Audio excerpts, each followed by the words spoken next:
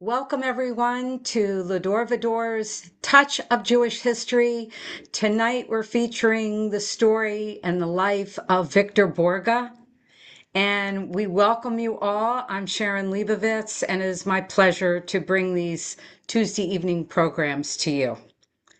Without any further ado, I'll get right into the biography, as I put it, for Victor Borge.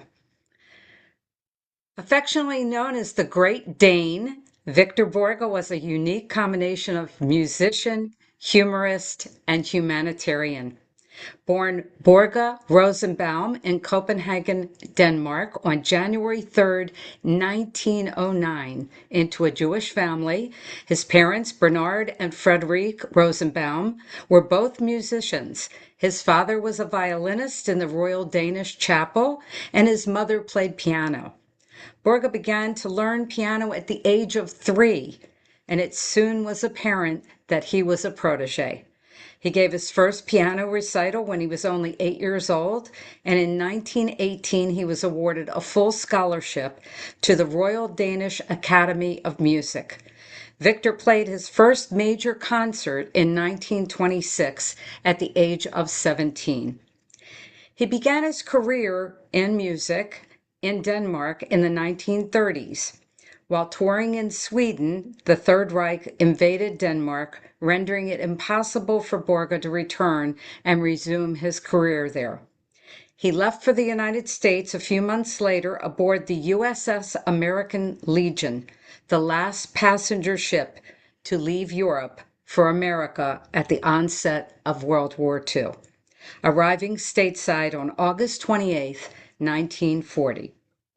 In the nearly 70 years that he lived in the United States, Victor Borge performed on radio, in films, on television, in opera houses, sports arenas, and the White House. In 1956, he secured a permanent place in Broadway history with his show, Comedy and Music, which still holds the Guinness World Record for the longest running one-man show.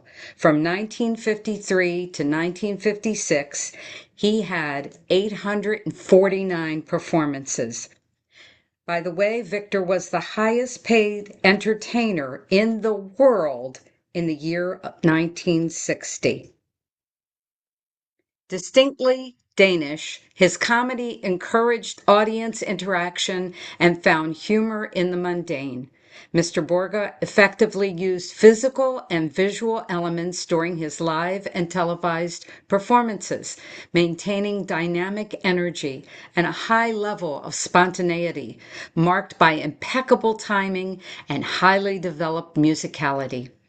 Recognized as an ambassador of goodwill in both his native Denmark and his adopted America, Borge was knighted by the 5 Nordic countries and honored by both the U.S. Congress and the United Nations. He received Kennedy Center honors in 1999 and was awarded the Medal of Honor by the Statue of Liberty Centennial Committee. Borge appeared often on television. He guest starred many times on Sesame Street and was the star guest on the 4th season of The Muppet Show. Aside from his musical work, Borge wrote several books, My Favorite Intermissions and My Favorite Comedies and Music, along with Robert Sherman, and his autobiography with Niels Jorgen Kaiser. Victor Borge continued to tour until his final days, performing up to 60 times per year when he was 90 years old. Borge helped start several trust funds, including the Thanks to Scandinavia Fund, which was started in dedication to those who helped the Jews escape German persecution during World War II. His philanthropy centered on supporting Nordic culture, music education, and establishing music scholarships. Through his career and his humanitarian efforts, Victor Borge influenced the lives of countless Americans and Scandinavians alike. Victor's Jewish identity played a significant role in his life, particularly during World War II, when he used his humor to comment on the Nazis, but he had to flee Denmark to escape persecution. He built his career in America as a beloved entertainer. Victor died on December 23rd, the year 2000, in Greenwich, Connecticut, just shy of his 92nd birthday, after more than 75 years of entertaining. The Victor Borge Hall, a 168-seat auditorium located within New York City's Scandinavian House, the Nordic Cultural Center, was named in Borge's honor in 2000, as was Victor Borge Square in Copenhagen in 2002. Victor was married to Elsie Chilton in 1933 through 1953. The couple divorced. Victor then married Sarabelle Sana Scraper, whom he remained married to until his passing in December 2000. He fathered 5 children who on occasion would perform alongside of him: Sana, Victor Jr., and Frederic with Sarabelle, and Ronald and Janet with Elsie, his first wife. Without any further ado, we'll get right into the videos, and the first one is a biography. Once upon a time in Copenhagen, Denmark, there was a remarkable individual who would go on to bring laughter and music to people all around the world. This man's name was Borge Rosenbaum, but you may know him better as Victor Borge. Born in 1909, young Borge Rosenbaum showed an incredible talent for music at an early age. As a child prodigy, he amazed audiences with his piano skills, giving his very first recital at the tender age of 8.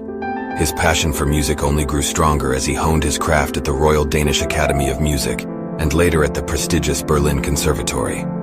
However, life had more in store for Victor Borge than just music.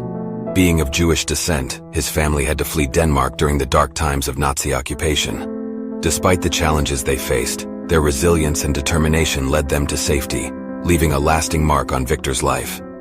It was in the United States that Victor Borge truly rose to fame. Combining his talents as a pianist and comedian, he captivated audiences with his unique blend of humor and music. One of his most beloved routines was the famous inflationary language, where he would hilariously add one to every number in a sentence, turning a simple conversation into a comical masterpiece. Victor Borge's talent and charm did not go unnoticed.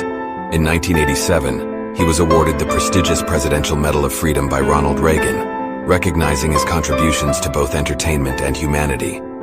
Despite reaching great heights of success, Victor Borge never lost his sense of humor or his love for making people laugh. He once quipped, "Laughter is the shortest distance between two people," a testament to his belief in the power of comedy to bring people together. Victor Borge's humor transcended language barriers. Despite being born in Denmark, he managed to connect with audiences from different cultures and backgrounds through his universal brand of comedy. His performances were not limited to English-speaking countries. He toured extensively and entertained crowds in various languages, adapting his routines to resonate with people worldwide. Victor Borge proved that laughter truly has no language, bringing joy to countless individuals and fostering a sense of unity and camaraderie among diverse audiences. His passion for performing knew no bounds, and Victor Borge continued to bring joy to audiences until his final days. Even at the age of 91, he never ceased to amaze with his wit and musical prowess. Although Victor Borge left this world in the year 2000, his legacy lives on. His influence continues to inspire and entertain countless individuals, reminding us that laughter and music are timeless gifts that bridge cultures and touch the hearts of people from all walks of life. Through his musical talent, comedic genius, humanitarian efforts, and ability to bring people together, Victor Borge left an indelible mark on the world. His legacy as a beloved entertainer, kind-hearted philanthropist, and ambassador of laughter continues to inspire generations, reminding us of the profound impact one person can have by spreading joy and compassion. So the next time you find yourself smiling at a clever joke or tapping your feet to a delightful melody, remember the man who dedicated his life to spreading joy, Victor Borge, the extraordinary Danish comedian and pianist whose legacy will forever be cherished. This next one that I have for you is from 1937. It's from a film that was made in Denmark, and there's a little bit of foreign language in the beginning, whether it's German or Danish, I'm not sure, but it's basically like a silent movie. So Nu skal jeg se. Nu skal vi se, om de kender den her. Det er lige hvad ved. Det var Frøken Møllers jubilæum. Det var den første film, jeg medvirkede i.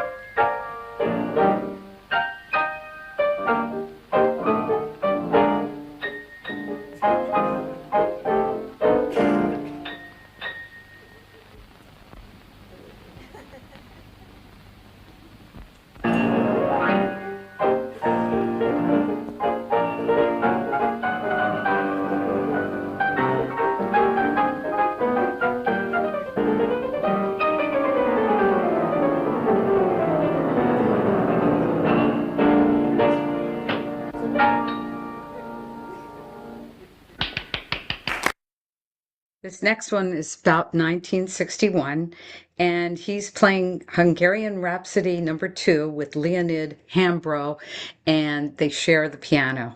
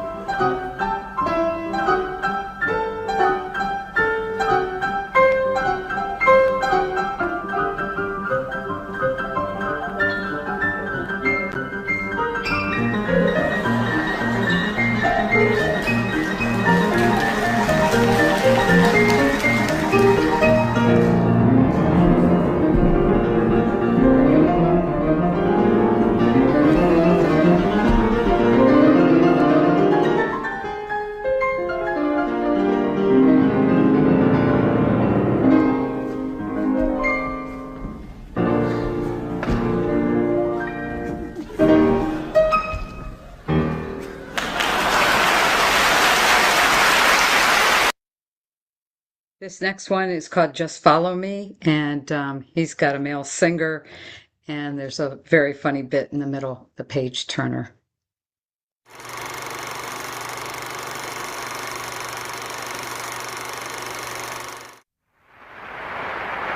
What's your name? My name is Sergio Franchi. I have one big wish, and since, as I said, it is informed to show we can do almost anything that is within decency. May I accompany you to one song? You play for me? I love to. I have never accompanied a song of your class. I have accompanied Melchior, Perry Como, and...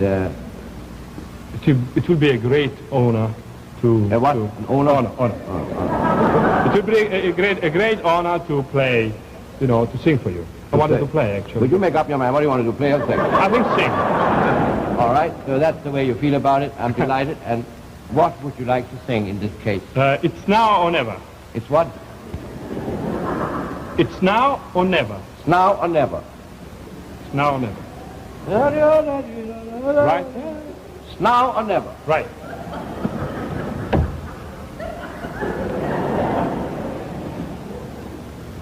Oh, I need a page turner. Will you please bring? I don't care what you look like. Just...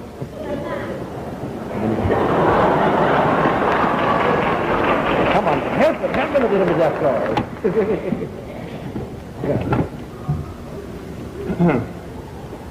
You again, huh?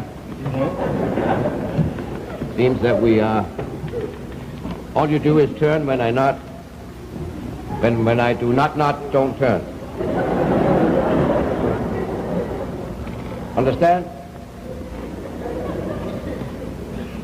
It's now or never. Yeah, it sure is. I got never here. Where's now?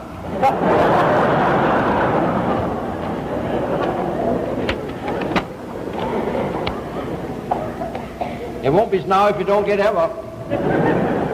There it is. Can you read? All right. Pronto. I once had a dog called Pronto. Woof, woof. Do you know how a fly lands? Oh. Get it. Start down here, so be ready to.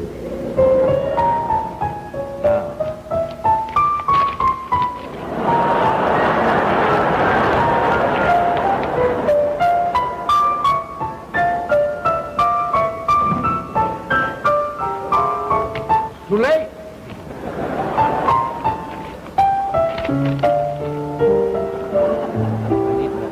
Give it back to me.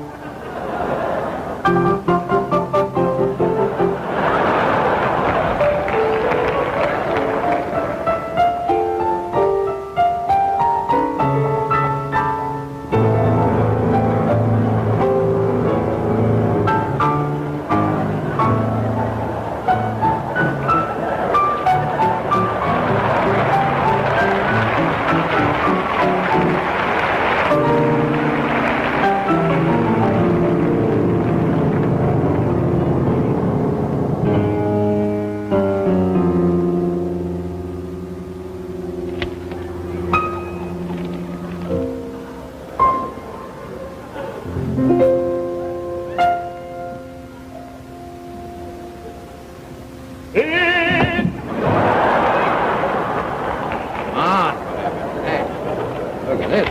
This doesn't say, hey! Oh, piano.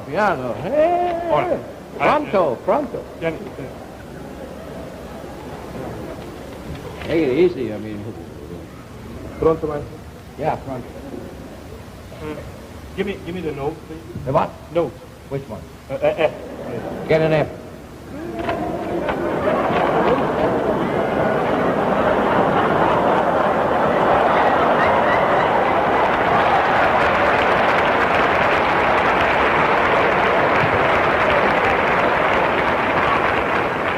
I want an F on the piano. I beg your pardon. I want an F on the piano. Put it there.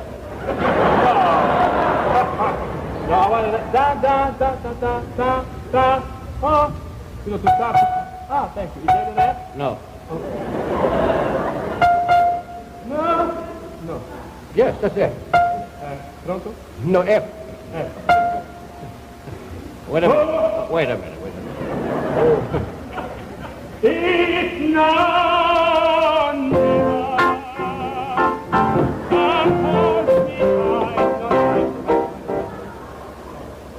Tango. It's no, never. No, man. I think you better follow me. Follow you. Oh yes, please follow me. Lecture. Thank you. Mimi. Wait a minute, let me get you right. Right. All right. Tango. Tango. Thank you. It's no, never. Come hold me tight. Kiss me, my darling. And tonight, tomorrow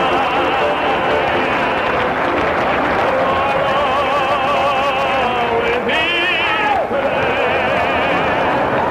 it's now or never. And my love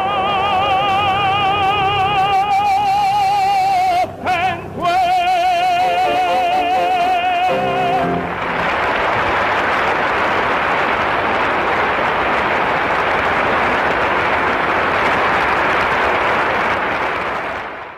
This next one is 1965. He's on the Ed Sullivan Show, and he talks about inflationary language.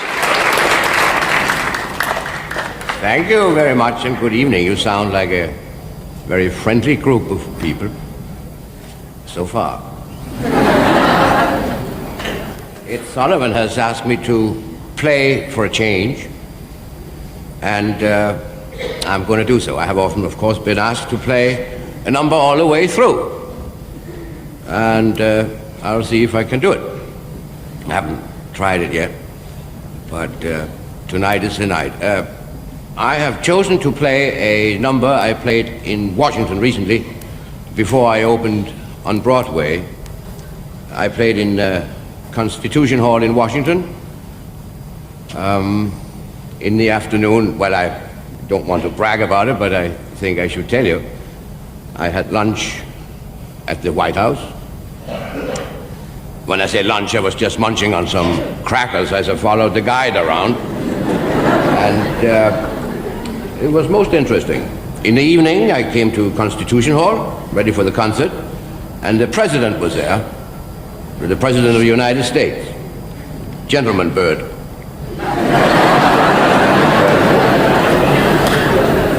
And Lady Bird was there, of course, and one of the minor birds.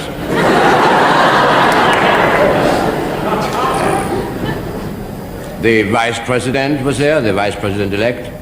Humpty Dump, what? Hubert, yeah, well, it takes a little time to sink in, I'm sorry. I don't want to be disrespectful. We are very good friends so far, and but you know whom I'm talking about, of course.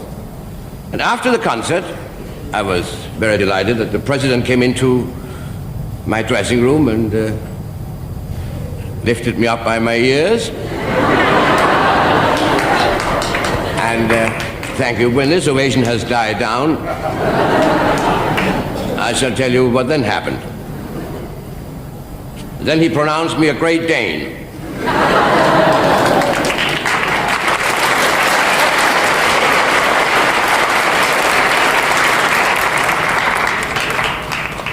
Then I bit him.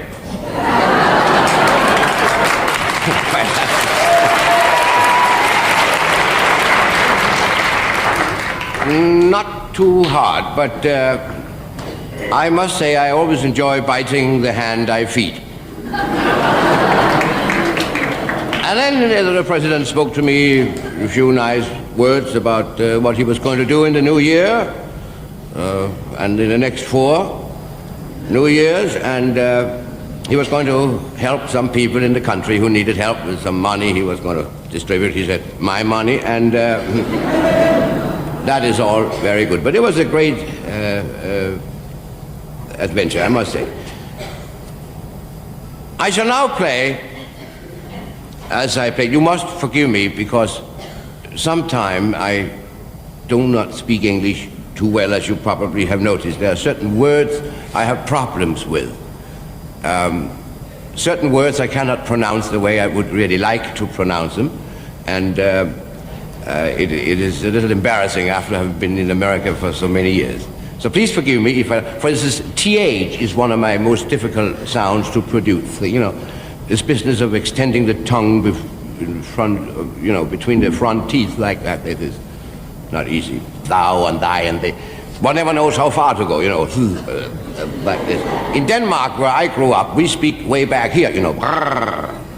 Yeah, that's just a small country, of course, and you don't have much room to fool around in. And but believe me, it is a translation from to. It is not. A friend of mine once tried it the other way around. Yeah, he drowned. Sad thing. But fortunately, he was just a little fellow, so the loss wasn't too great. And he was Swedish.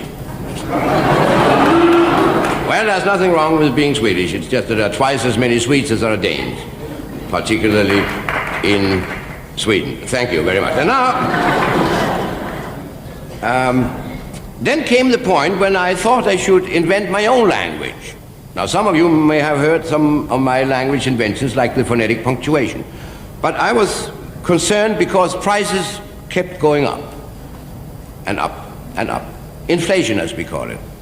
And therefore, I invented what I call an inflationary language. And I would like to give you a very short example of that language. Many words in the English language contains numbers, like the word wonderful, before, create, and so on and so forth. Now there's another one, fourth, see? Now by adding to these numbers, we can bring the language up to the level of the inflation by adding one number or how any number you decide to do. Now to begin with, just to give you an easy lesson, I will add one, so that wonderful becomes tudorful, and before becomes before. Create, of course, crenine, and lieutenant becomes lieutenant, of course, that is obvious. Yeah. Petunia becomes a Pethrenia, and if you have a sentence like, I ate a tenderloin with my fork, there will be I nined and a lemon-a-loin with my five. And so on and so forth. And now I shall read to you just a short chapter from a book that just happened to be here for many good reasons. I think they have switched books. No, this is it. This is just a very short chapter, and it will give you an idea of what I mean. Twice upon a time, there was a young lieutenant in the army. Yeah, in the in the Army Air Forces named Bob, who lived in sunny California with Anna, his 1.5 sister. They had been very close ever since Anna saw the light of day for the second time. They were very proud of the fact that their 5 fathers had been among the crenine tours of the American Constitution. Tonight they were commemorating her engagement to Don II. He was a Spaniard, it was Don I, but that becomes, of course, Don II, an ascertained egotist who hadn't even shown up. The table was beautifully decorated with Anna's favorite flowers, 3 lips. Bob looked at his sister and said elevenly, darling, you look tudorful tonight.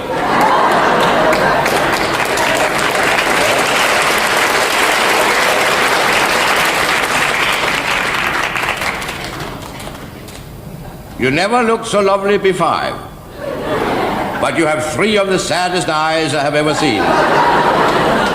Anna really looked tudorful in spite of the illness from which she had not yet recupernated. It was now midnight, a clock in the distance struck 13. And suddenly there in the moonlight stood Don II, obviously intoxicated. Bob jumped to his feet. You 3-faced triple-crosser! But Anna, trying to avoid a scandal, said calmly, any 2 for 11-ness?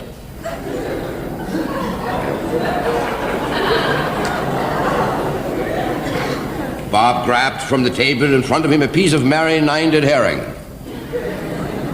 And I warned, don't throw it. Remember, you are an officer in the United States Air Forces.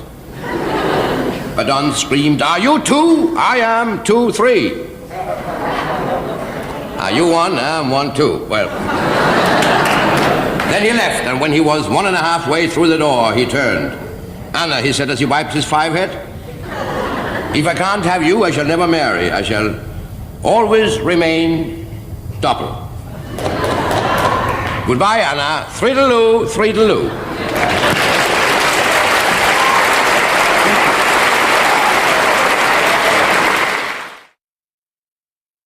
This one is it's around in the 60s, and it's before a TV show is going to go on, and he's rehearsing.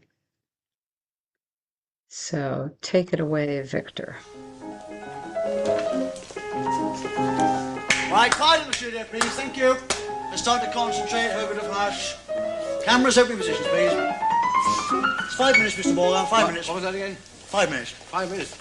My throat is so dry. Could I have a spot of tea or something? Glass of water. Yeah, and listen, I am to play this waltz. I haven't played it for 20 years, and I finally realized that I'm terribly nervous. I can't play it. Well, let's say we still have got 5 minutes to go. 5 minutes, please.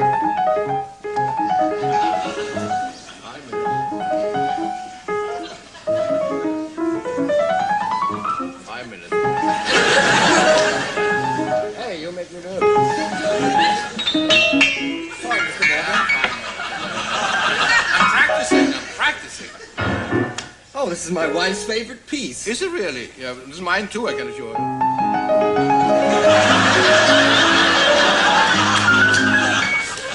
It's a lovely piece.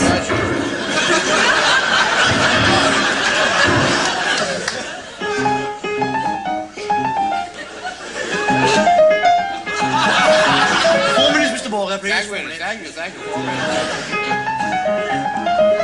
Mr. Morgan, can I just check your makeup? Check my what? Take a look at you. Oh, I like to look at you too. Shine. Oh! I'm sorry. Look what you did now. Isn't that a shame? That's Mum's favourite waltz. Is it?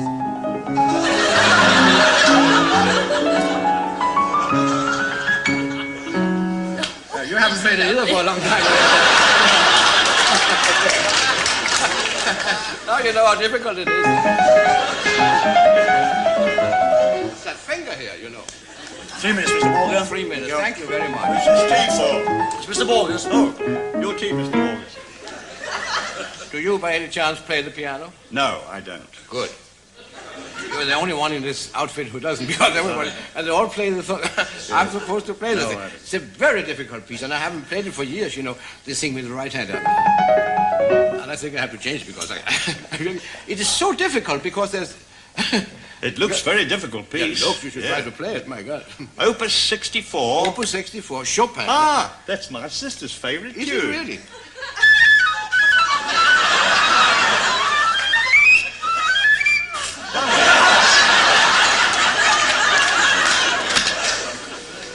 How long time do we have now to... 1 minute to go, Mr. Morgan. Pardon? 1 minute. When you have chewed out, how many? 1 minute. 1 minute. Yeah, Thank could you stand by, please? Yeah. But do you think that I can change? Can I change? Could I have this your thing? autograph, please, Mr. Beg your Morgan? pardon? Could I have your autograph, please? Do we have time for this? Well, I have 1 minute. What's your name? Michael. How do you spell that? M-I-C. M-I-C.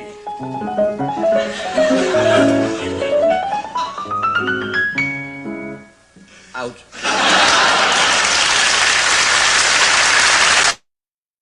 This one is with Victor Borge and opera star Marilyn Mulvey, and it's another pretty cute one.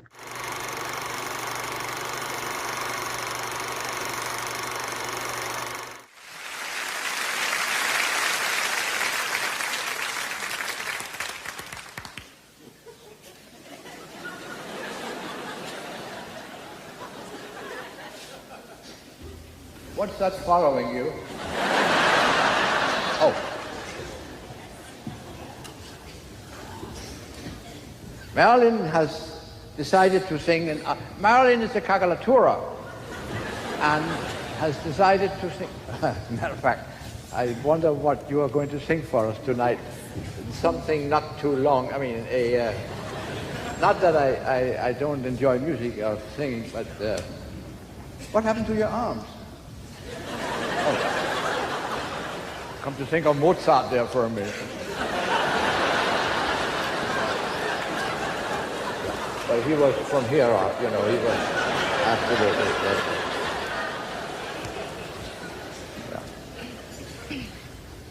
What have you decided, Mary? Yes, tonight I'd like to sing the Caro Nome from Rigoletto. Oh, God.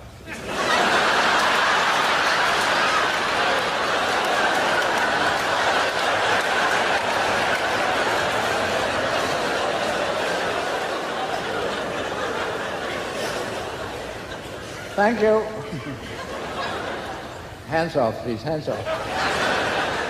Mary will sing the Kagame...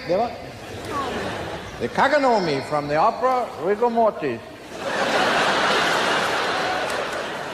by all means.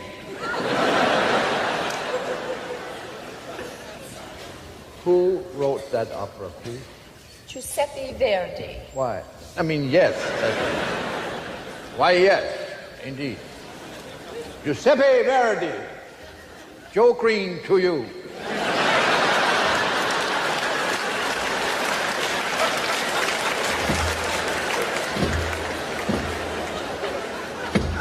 Probably.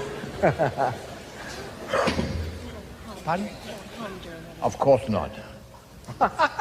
Oh. She says, don't hum along. Why should I hum along? I mean, hands off, please. Marilyn she has a habit of leaning against pianos. And it's not such a very good habit because sometimes there might not be a piano next to you. So you'll wind up on the floor, or a flute player or something. Just remember that. Ready? Okay, sister, here we go.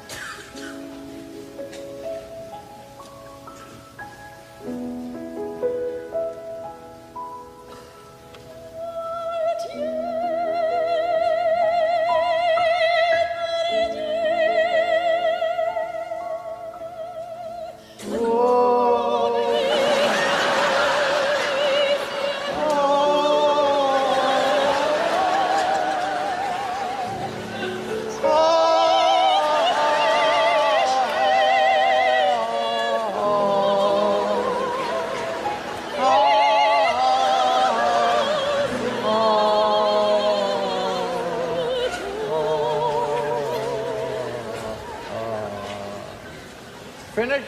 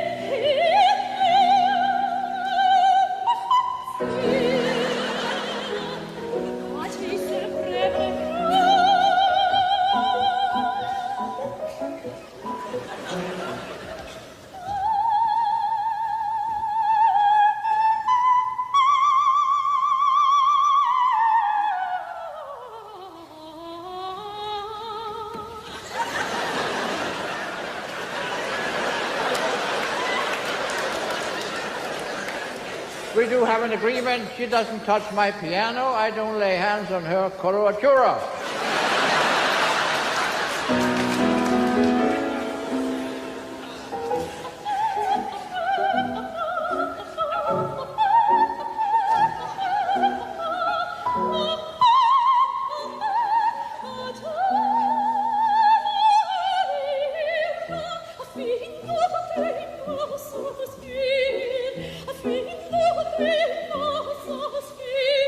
You just said that.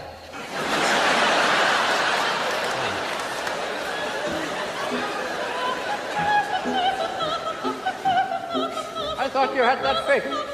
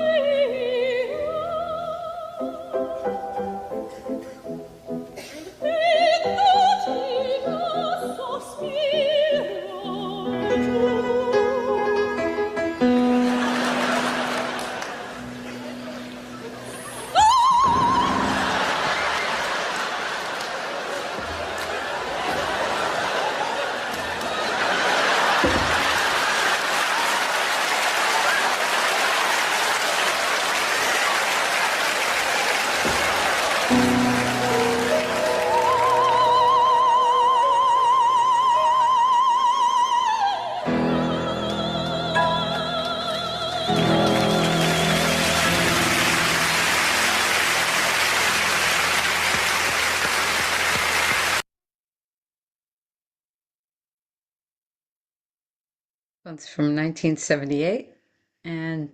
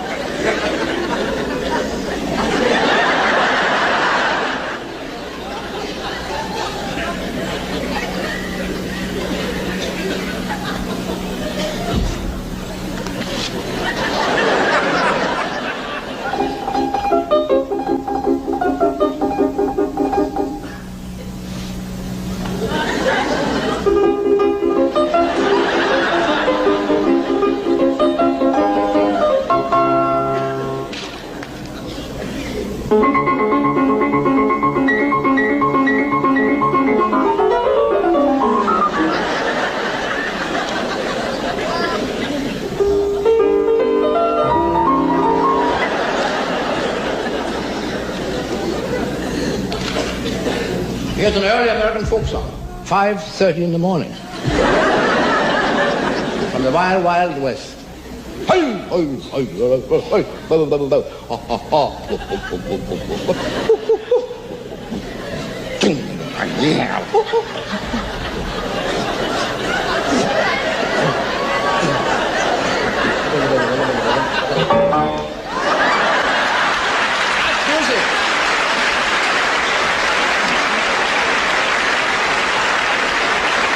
Music, that's good.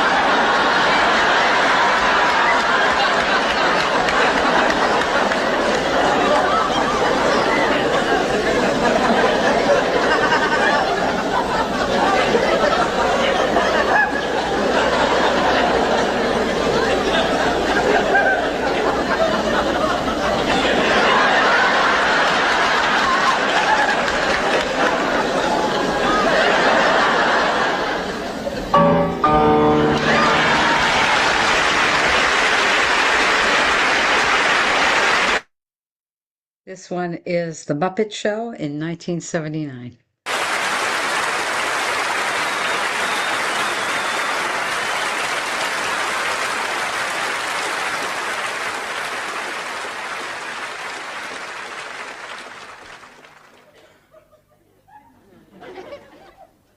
Ladies and gentlemen, there seems to be a dog on the stage. Well, I hope you don't mind. I'm just here to admire your technique. I play the piano too, you know. Oh, you do? Yeah, That is interesting. Yeah, I hope that's okay with you. Yes, it certainly is. I chase cats once in a while myself. I hope that's all right with you. Listen, be my guest. No, you be my guest. Let's play something together. Hey, can I do that? What do you know? Do you know anything? Maybe something by Bach? My bark is worse than my bite. There are 3 Bachs, you know. Johann, Sebastian, and Offenbach. I often bark myself. He's a witty dog. Okay, what do you want to play? How about Liszt's Hungarian Rhapsody No. 2? Ooh, don't you know number 1? Okay, number 2. I'll start and you try to follow me. Okay, here we go. Okay.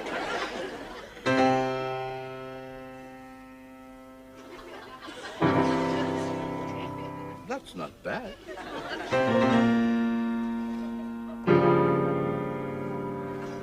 Wow.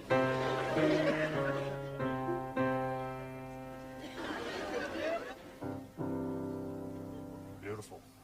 A talking dog. Piano playing also. I wonder how his violin playing is.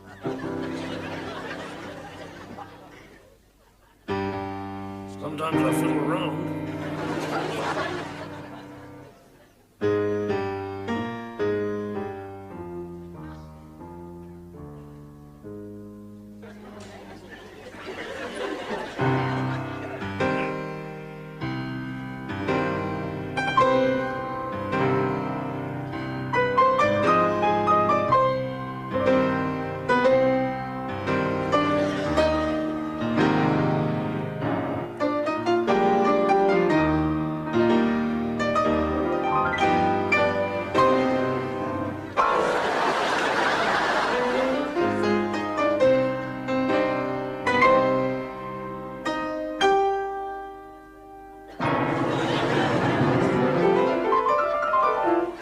Cadenza.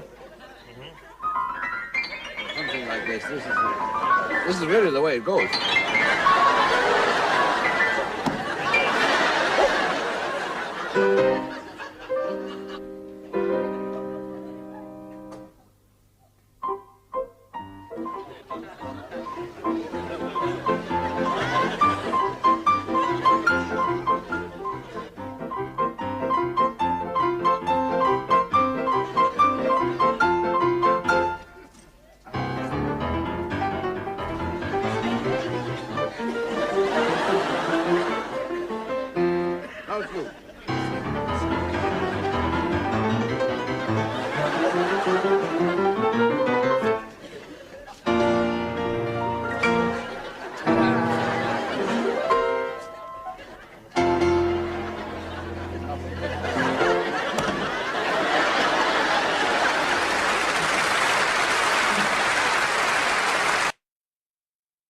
History of pianos.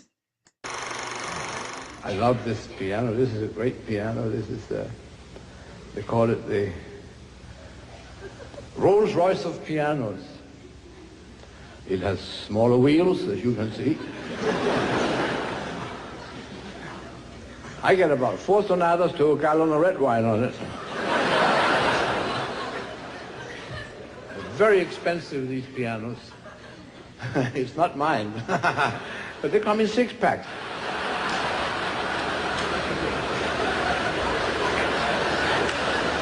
Are you familiar with, do you know the history of pianos? It's quite uninteresting. Yes. The first piano was built long after they didn't have any at all.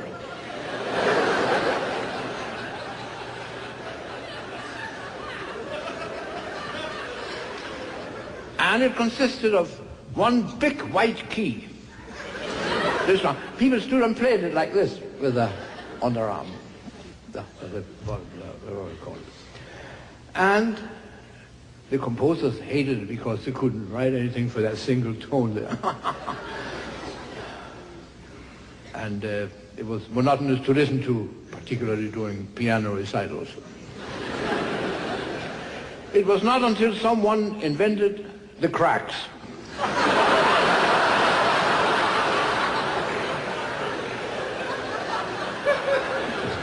That changed everything. And then came civil rights.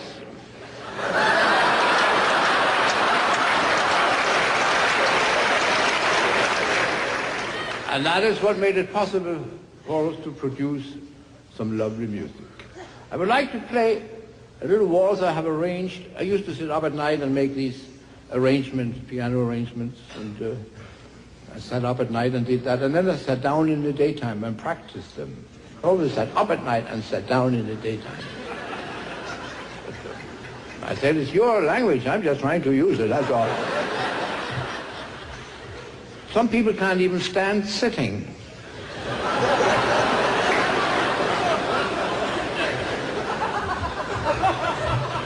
On that subject, we had a robbery in my dressing room on Broadway where I recently played, and when I came in the following day, the doorman said, do you find anything missing?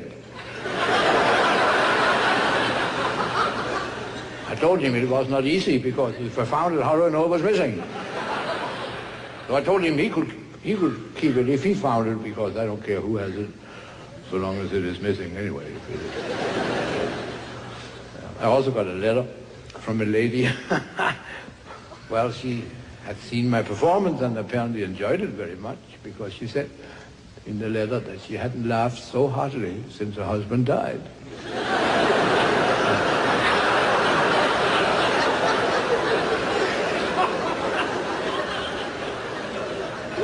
Some people have more fun. I'm going to play a little waltz, the one I was talking about. It's a very happy waltz, and I hope you like it. Not very long. That's why it's a happy waltz. Part with me. Oh, do you know how Beethoven was inspired to his famous minuet in G? No, you don't, but you will in a minute. One morning, Beethoven sat at his piano. He wanted to compose something instantly popular for a change. Yes. He has just finished his 9th symphony for Leonard Bernstein.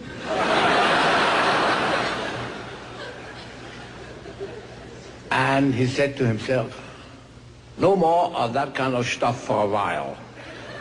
Which probably sounds better in his own language, but we don't really know how he said it, because there wasn't anybody there who heard it. And Beethoven himself didn't hear too well, you know. Beethoven, at the time I was speaking about, also had run out of housekeepers. And some friends had hired a new housekeeper for him. And she showed up that morning. And must have been extremely attractive, because when Beethoven saw her when she walked across the room, he was immediately inspired to the minuet in G.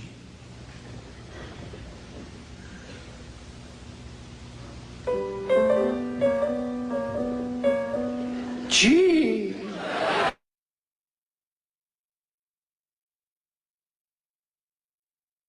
This is 1986, and he's performing for Nancy and Ronald Reagan.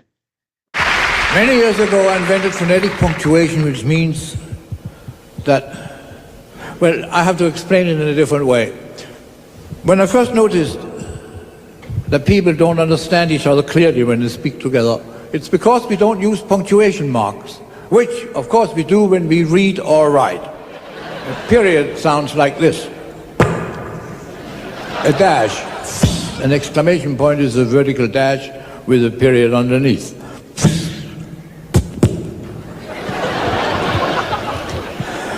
A comma. Quotation are two commas, or if you happen to be left-handed, question mark is a little difficult. And finally the colon, the two little dots. You can put them over each other, or you can put them under each other, or you can put them wherever you want to put them. That's it. I'm going to read a paragraph from this book here. In the open window there suddenly came light. Beautiful Eleanor sat alone dreaming of but one thing. 2 years had passed since she met Sir Henry. She could still remember the unhappy evening when her father had thrown him out. They had been sitting in the park, and Henry had said, "Darling,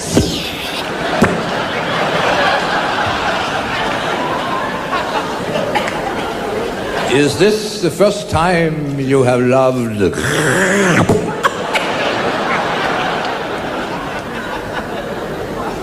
And she had answered, "Yes."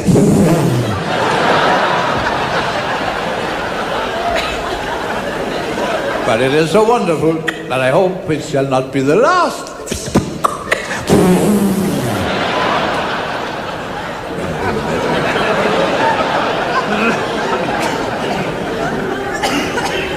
Suddenly she heard a well-known sound.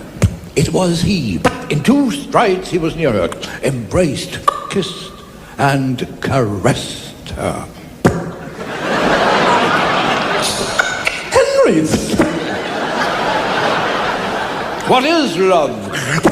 she asked. He answered, "Well,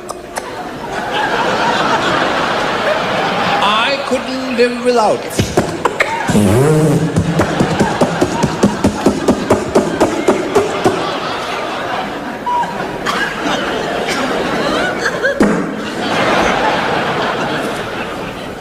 She asked, I'm sorry, she was left-handed, "Where have your thoughts been?" And he answered, "With thee, my maiden."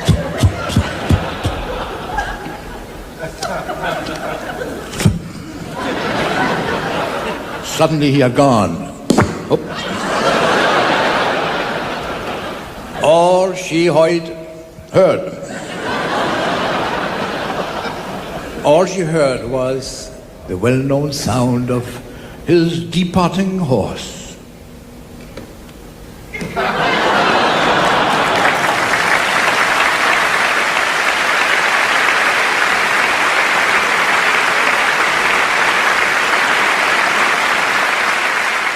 Victor Borge, that business about punctuation, could I try that in the Congress? You know, now, tip.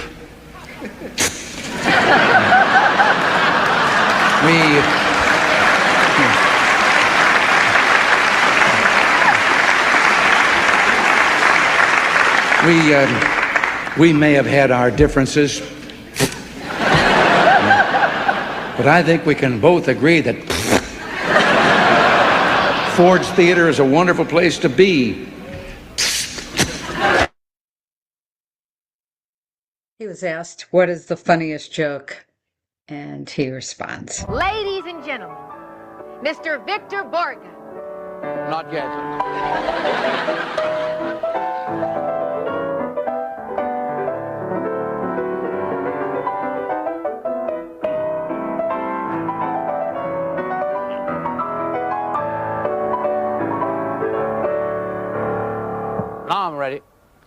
if I should tell my favorite joke, for the time being, I would think it would be the one that happened to me in Copenhagen recently when I celebrated my 75th birthday over there. I was invited to play in the City Hall. The city of Copenhagen had invited me to play with the Royal Philharmonic Orchestra over there. And as I was walking one day in the street, an old man came over to me. When I say an old man, he was even older than I was. He was in his 90s. And he came over to me and he said, "Was it you or your brother who died?" And I told him I really couldn't remember. But I told him to call my brother, and if he answered, watch out. This happened to be our former barber, the family barber, who lived across the street from us. And I asked him if he could remember an incident that took place one day when I was 16 years old. 16 or 17 years old. I was 16 or 17 years old more than one day, of course, but it was one of those days. And I came into his shop and I said, "Mr. Schwartz, will you be kind enough to cut my hair on this side a little longer and make it a little shorter on this side? And then would you be kind enough to make maybe 3 or 4 holes in places and little things sticking out, you know, like this, here, there, and there. And in the back I would like you to just do zigzag." And you said to me, "Victor, you know I cannot do that." But I said, "Mr. Schwartz, you did it last time." That was Mr. Schwartz. This next one is 60 Minutes, and it's from 1991, December. And take it away. Next month, one of the world's most beloved entertainers will be 83 years old, and he still does more than 50 concerts a year all over the world. Victor Borge, part stand-up comedian, part piano virtuoso. If I were to ask you the difference between a good piano player and a great pianist, what's the difference? What separates? The way they are playing, obviously. Then the touch.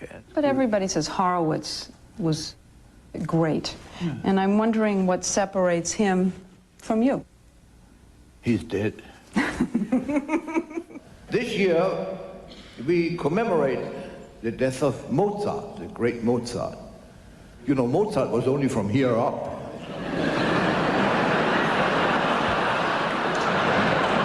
But to say that in spite of his physical handicap, Mozart was fairly happily married.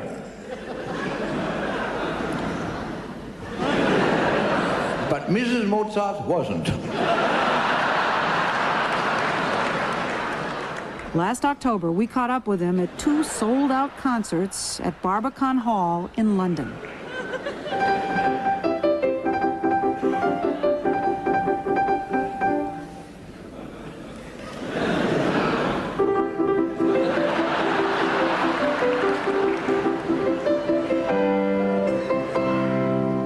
It's basically the same act he did on Broadway in the 50s.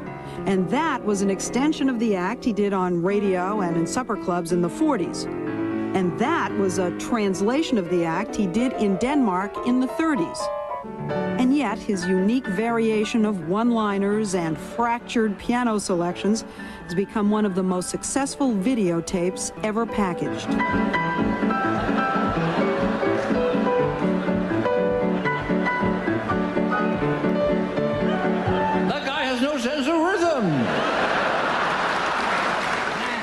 He was born Borge Rosenbaum in Copenhagen in 1909 into a musical family.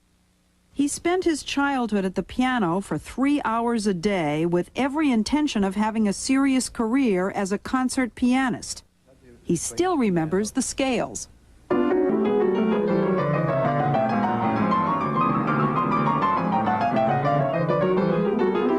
That goes on for about half an hour, you know, and then in quartz. Also, I would do them so systematically that I could have I'm looking around to see if my father is watching. I had a book standing in front of me. I was reading. You're on the path. Your parents, yes, and you, I assume as well, see yourself as a person who's going to be a concert pianist. Absolutely, yes.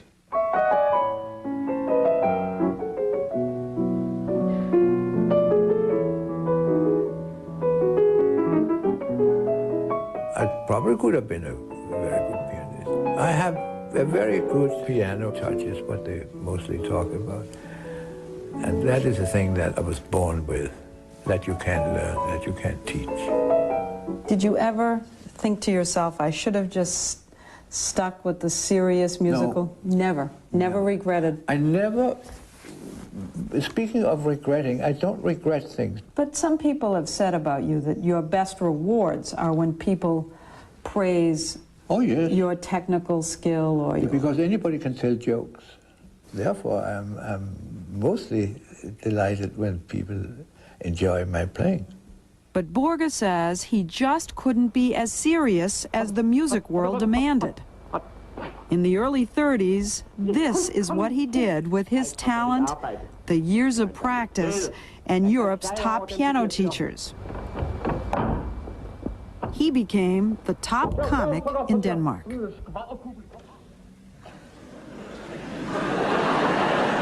He kept seeing something ridiculous in the formality of the concert performer. Do you still fall off the bench? No, I don't. And I'll tell you why I did it. It again was an incident that I watched when I was a child. It was a Russian pianist. He was sitting on a bench that was polished, not one of these elevator benches, was polished, and he was not very tall. And the orchestra began, da da da doom, da da da da, da da da dum. And he screwed it right off the bench.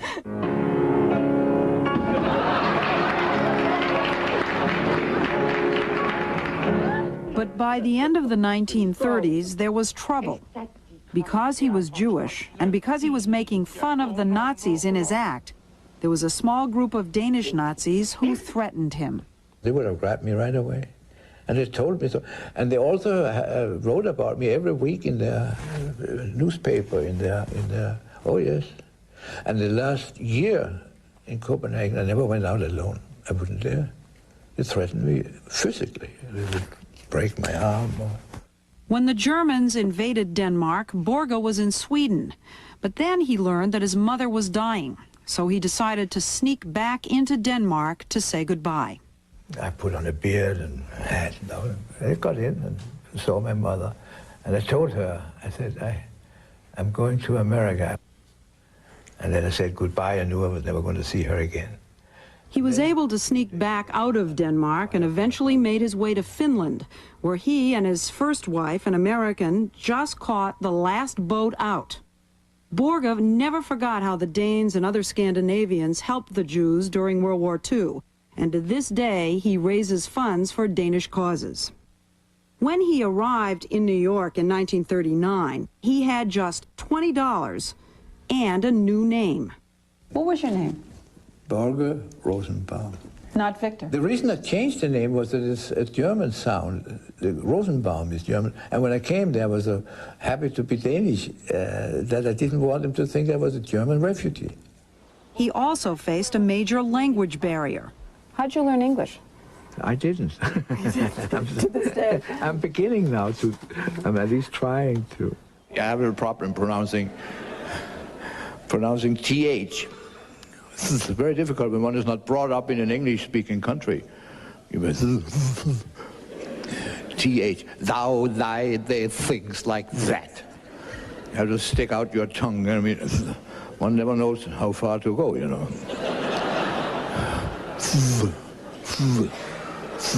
In Denmark, where I grew up, we speak way back here. And that's just a small country. We don't have much room to fool around in. And it's pretty cold over there in the winter, I want you to know. And we don't stick out anything unless we are certain to get it back in again. When you came to the United States and you couldn't get a job? First of all, I did not want to give my material away because that was my fortune.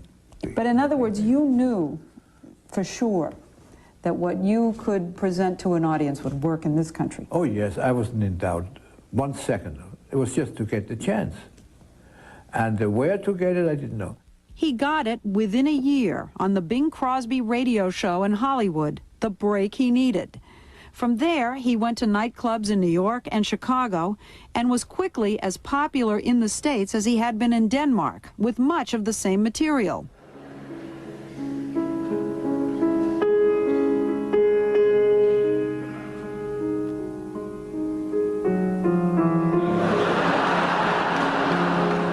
In 1953, he took his act to Broadway. Comedy and Music still holds the record for the longest-running one-man show on Broadway, 849 performances. He was now married to his second and current wife, Sanna. Borge has 5 children, 2 with Sanna, 2 from his first marriage, and 1 from Sanna's first marriage. How many grandchildren do you have? 9 grandchildren, 4 girls and 5 boys. No, 5 girls and 4 boys. Well, I should have turned around. If you're at the top of your form for 50 years in show business, you get to live like this. The Borges own a huge house on Long Island Sound in Greenwich, Connecticut. It's where you can still hear Victor Borge practicing his music as he did 75 years ago.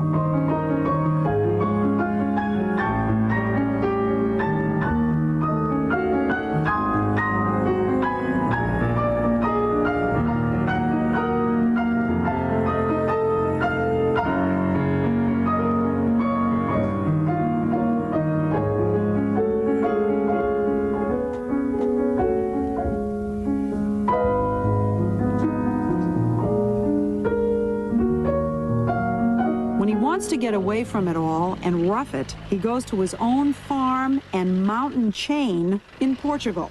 So all this is yours? Well, I don't think anybody owns anything. I think we've rented kind of during our lifetime, maybe. We have about close to 1,000 acres, but when you spread it all, it's mountainous. If you spread it all out, I mean, I think it would cover Scandinavia. For Victor Borge and his wife, this is their retreat away from the one-night stands and the hotel rooms. For the past 20 years, they have spent at least the month of September in Portugal. You've seen a lot. You've seen a lot. I still see a lot. You still see a lot. Yes. You planted a lot. You made a forest. I see more than I ever saw before because I am slower now. And you see more when you are slower. You've had an operation, right? Yeah. Recently. The only one. What for? We wanted to take something out, I guess, or put something in. I don't know what.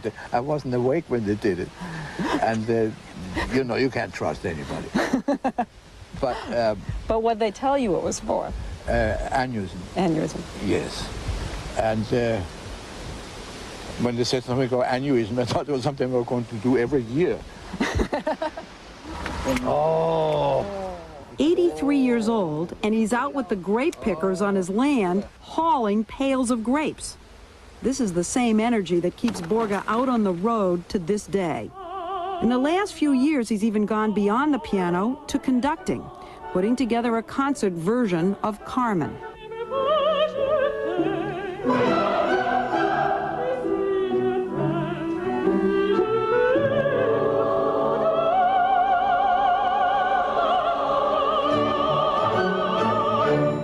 But the core of his work will always be the one-man concert and the routines that audiences, even if they've heard it before, still laugh at as hard as they ever did.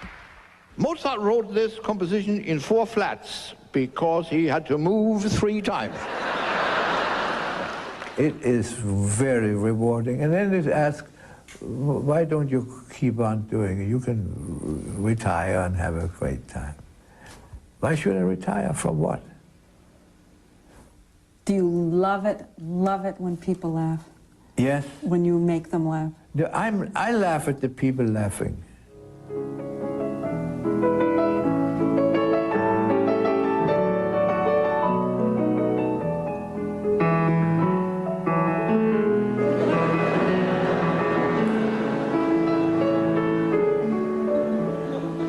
Victor Borge's birthday is on January 3rd. As we said, he's 83. Happy birthday.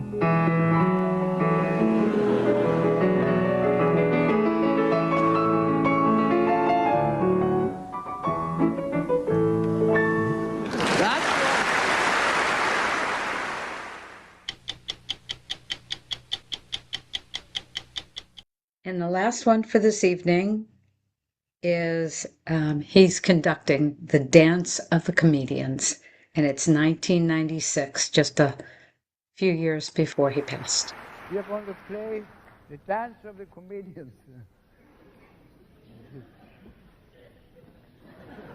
I hope it's a short piece because there's not much room. So take a little time, just take it easy. We'll be home for Christmas. Which one, I don't know, but hopefully this one. You see what I mean? There's no room for this, all this. Put it here.